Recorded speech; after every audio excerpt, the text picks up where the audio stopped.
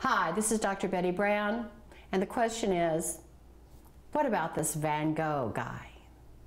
Vincent Van Gogh is certainly one of the most popular artists of the Western cultural tradition. Indeed, his fame and popularity is spread beyond the West, and he is collected avidly by the wealthy throughout the planet. Why? Why?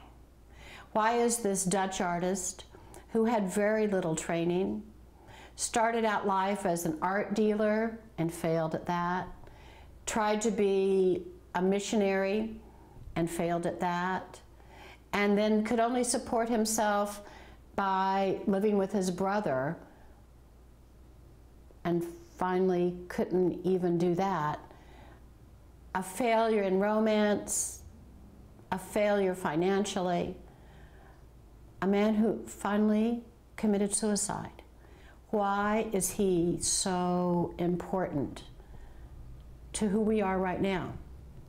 Vincent Van Gogh was an artistic genius. He saw and felt so passionately and created images of the divine in human experience. I'm thinking here of Starry Night.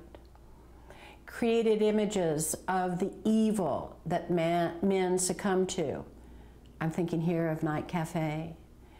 Created images of the beautiful individual flower in a flower bed. I'm thinking here of his painting of the irises. Created images of the vitality of life. I'm thinking here of his sunflowers. These images are so beautifully and passionately wrought with never a false move, that a viewer seeing the actual works, not the reproductions, but the actual works, is literally physically moved to have a compassionate response. Van Gogh touched certain cultural chords that still resonate. Van Gogh also lived out the stereotype of the crazed modern artist. So he satisfied some stereotypical expectations that our culture has imposed on artists. Most of the leading artists in the history of Western culture were not crazy. They didn't commit suicide. They weren't failures with their families or romantically. They were normal, hardworking, married people. But our culture has fallen in love with the stereotype of the crazy artist, and the archetypal figure is Vincent Van Gogh.